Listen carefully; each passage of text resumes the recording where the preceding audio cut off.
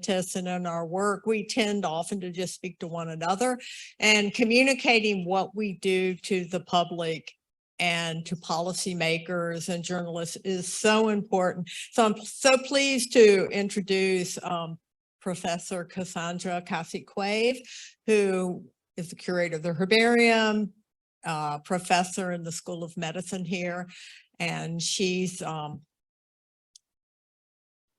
recently was awarded the very prestigious National Academies of Science Award for Excellence in Science Communication.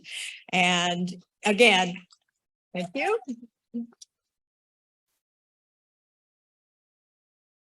And she's a researcher, she's a writer, she's a communicator, she's a mentor, and she's going to talk to us about science communication. And then we'll have time at the end for some questions and also just some kind of business quick wrap up about the meeting the rest of the day. So, Professor Quave. Thank you, Professor Gurney. Thank you all for being here. It's really hard to follow up after Sean and Andrea, but I shall endeavor to do so.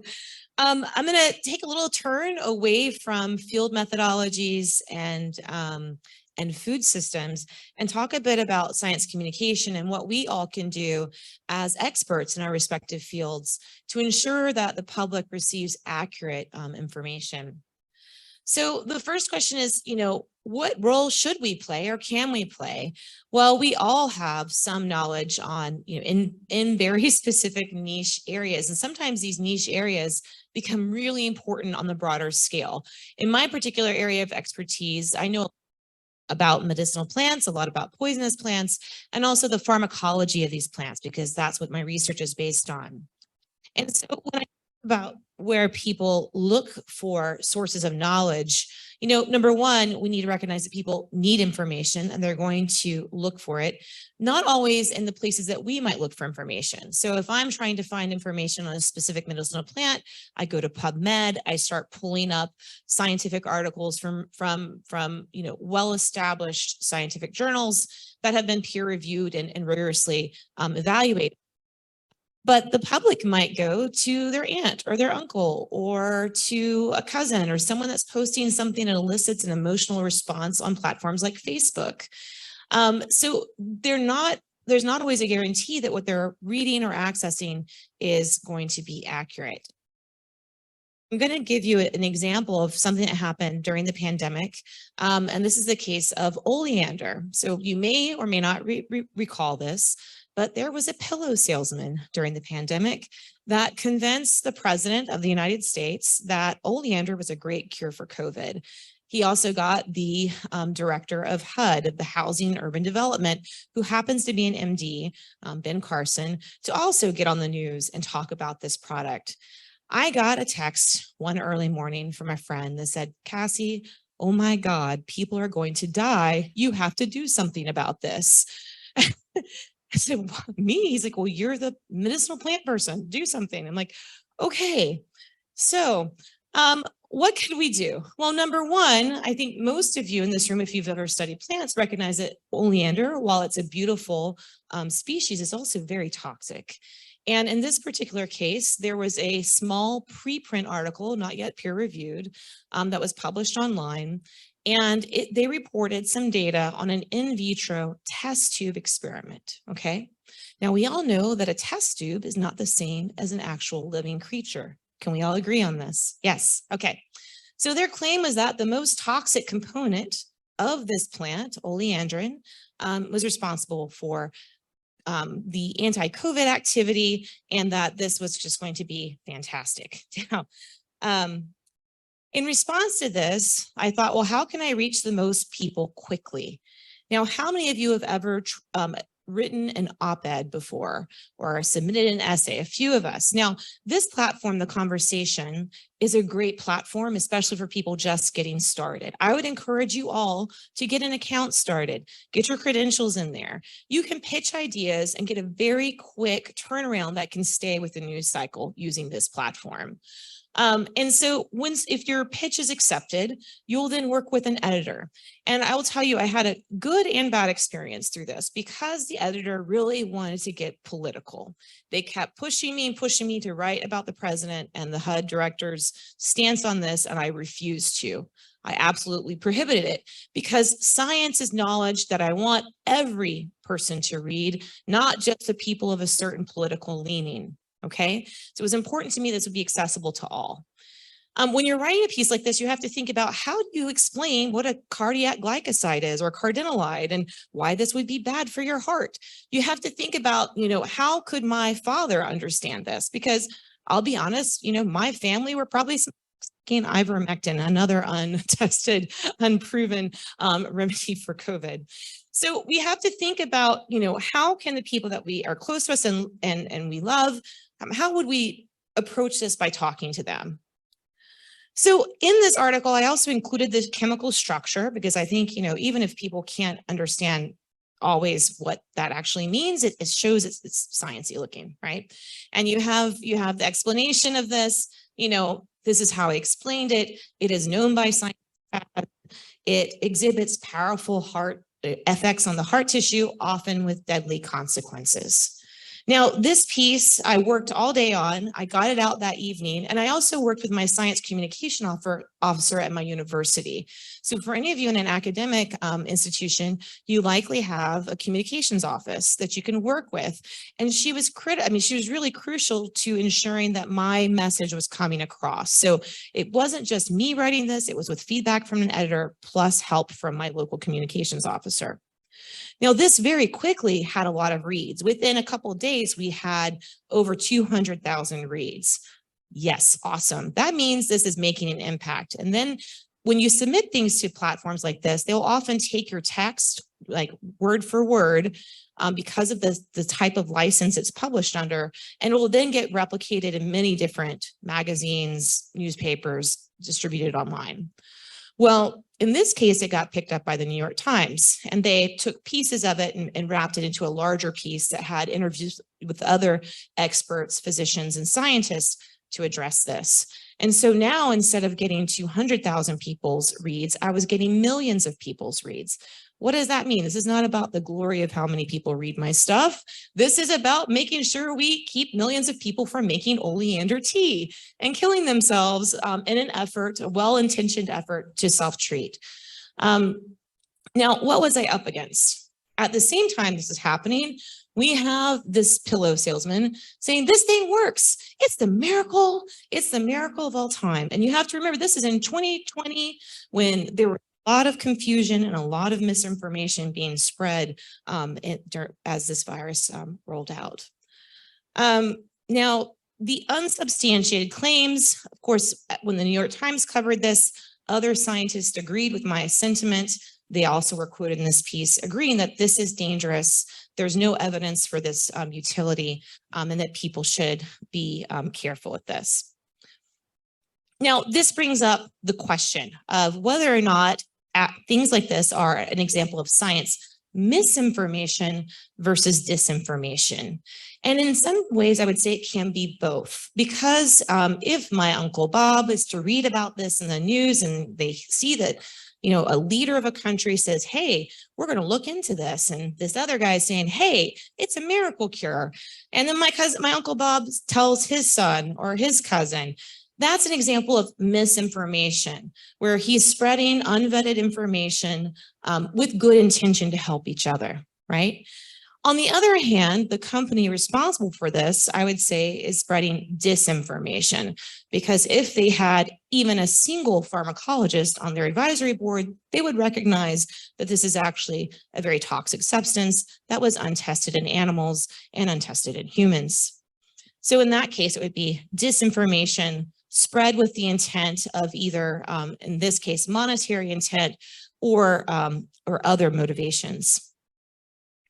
So how do we combat this? Well, this is tough. I mean, Last week, I was in DC at the National Academies, and I got to meet Tony Fauci, who is a personal hero of mine. I think he has gone through a lot. And he spoke on this issue of misinformation and disinformation. There was a room full of Nobel laureates. I was like, this is the craziest thing I've ever experienced. But this is something they're really, really concerned about. Why? Now we not only have the issues with generative AI, where you can have very convincing information written, but we have deep fakes and video content, images that can be faked.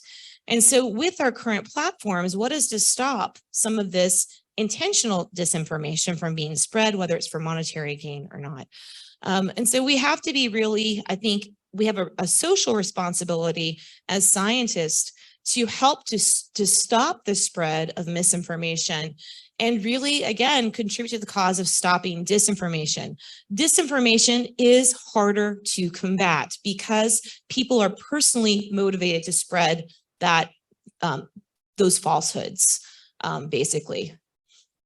Now, how else can we reach out to people? So I gave you the example of writing an op-ed. There are other ways that you can also reach the public.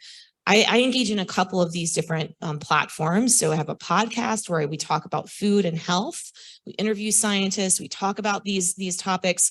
The YouTube channel, I actually started this in 2011 because in 2011, I don't know if anyone ever looked at YouTube and you typed in ethnobotany as a keyword.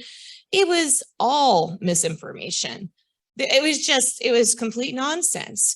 And so I started building up video content there. Now we've had over 720,000 views and over 36,000 watch hours that have seen these videos. And these are science evidence-based videos. And then I just started a newsletter where I write a couple times a week, trying to, again, translate science. I'm going to be writing this week about what I've been learning at the meeting. Another thing to really remember is that science is full of nuance. And again, it goes back to this idea, something may work in a test tube does not mean it's going to translate to actual, becoming a therapy. We have to teach.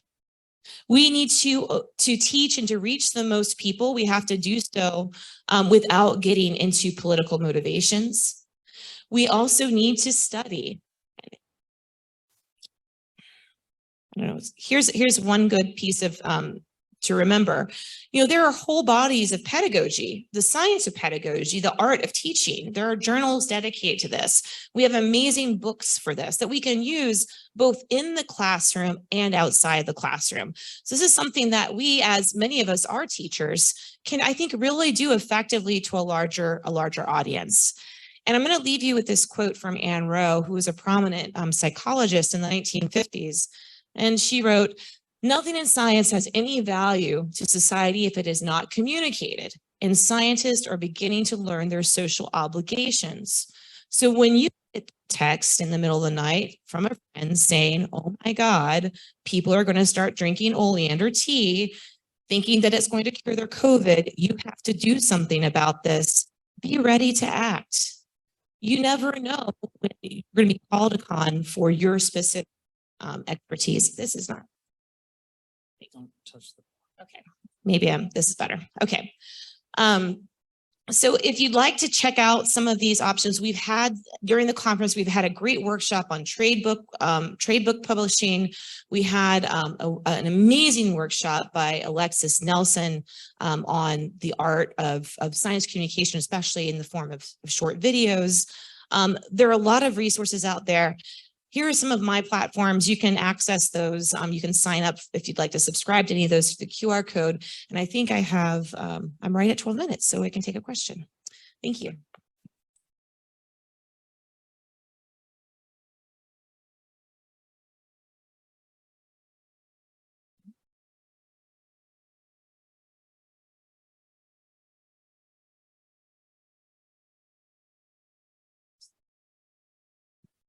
Thank you, Cassie. Yes, excellent talk. Very much appreciated. I think one of the problems we had, maybe related to COVID, thinking about Dr. Fauci, is we do have misinformation and disinformation from the government. I mean, just an example, marijuana has no medical benefit. I mean, that's the official line. So when they wonder why the public doesn't trust them entirely. Well, I understand why the public doesn't trust. And that's why I think, yeah. So I mean, and then I'd say with that, so we do enter the political realm, at least with some of our work. I think we would want to be overtly political, like you're talking about mentioning Trump or something, but there's definitely a politics behind science, and there's a lot of industry and other factors that we need to speak against. Absolutely. I mean, it's a tricky line to toe, because in the end, even though I didn't want this to become political, it immediately became political. But my article was free of politics.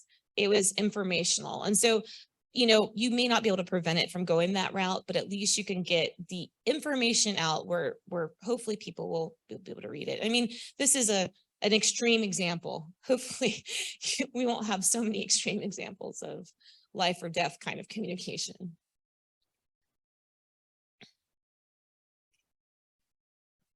Great job, Cass. I want to ask you about the responsibility of scientists.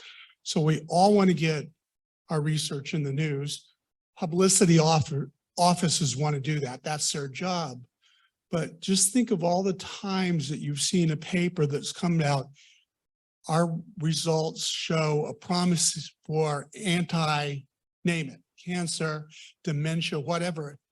And people get excited. So the public doesn't understand science, that doesn't mean anything. That first publication may be is important, but it doesn't mean that it's going to lead into any efficacious clinical application. And yet we're all driven by that, right? To get the publicity. So could you just talk a little bit about individual researchers' responsive and institutional responsibility? That's a great question, Brad. So there's kind of two polarizing things that pull at me with that. Number one is, at least in the United States, science is paid largely by taxpayers. It is paid for by the public, and I believe strongly it should be for the public. I don't like paying my tax bill. I would like to know where my taxes are going.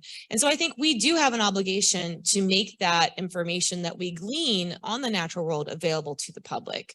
On the other hand, I think when you work with your communications offices, for example, to release a press release on some exciting results that you've had, you have to be very careful to temper that article to explain this is based, and not say an in vitro. You say, this is a test tube study, not yet examined in animals. We don't know if this will work or not. I mean, if you read the press releases that come out of my lab, you will find that phrasing very, very often, because it's important. And of course, everyone wants a cure for cancer, wants the next antibiotic right away. But the truth of the matter is that science is a long and steady process. And it's interesting with my book, some of the feedback I got from the public was, well, at the end of the book, there was no aha, I didn't cure the world of something huge yet. And I'm like, well, I'm working on it. You know, science is a process. And I think that's another thing we can communicate to people. It's a process. It's a long and steady. It is a marathon. It's not a sprint.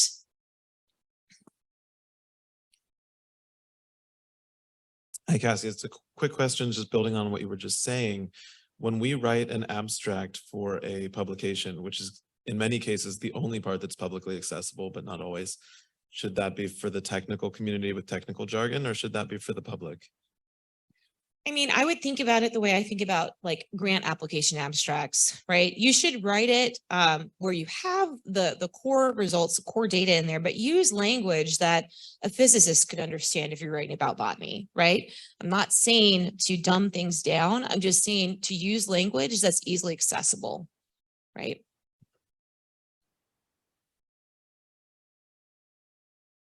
Regarding the communications department that assisted you, I was wondering whether you would always recommend to go through an official communications person from your institute, because of course universities and academic institutions also have their own agenda, and they might want to control what you say.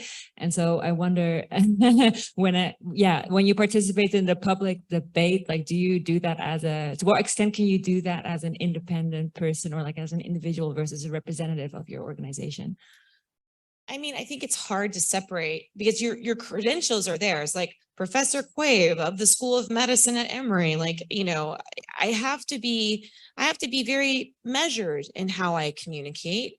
But I appreciate the guidance for that. They are not certainly authoring anything that I'm writing. I am writing it and getting their feedback, because sometimes as an author, as anyone that writes, what you're intending in your head to come across doesn't always come across the way you think it is. So it's always good to have another pair of very, you know, of expert eyes that understand communication reading this. So I think that, you know, in the end, it's your call, but I like working with them. I think it gives that extra level of rigor to my communication.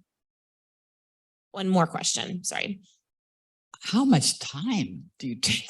This looks immense to me. Just your work alone must take time. But I mean, I don't know if I could do a teach channel and a blog and a podcast and all my work.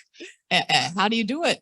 Just pick one. You don't have to do them all. Just pick Well, one. how do you do it? I mean, I guess I have, well, as you've all experienced, I have an incredible team of students and trainees that I work with in my lab who are, you know, very much independent scientists with mentorship, but it's, you know, I'm not having to micromanage them. So I can focus on my work because they're doing excellence in their work, number one. And number two, I'm a good multitasker, as you all hopefully have expected with this conference. So thank you very much.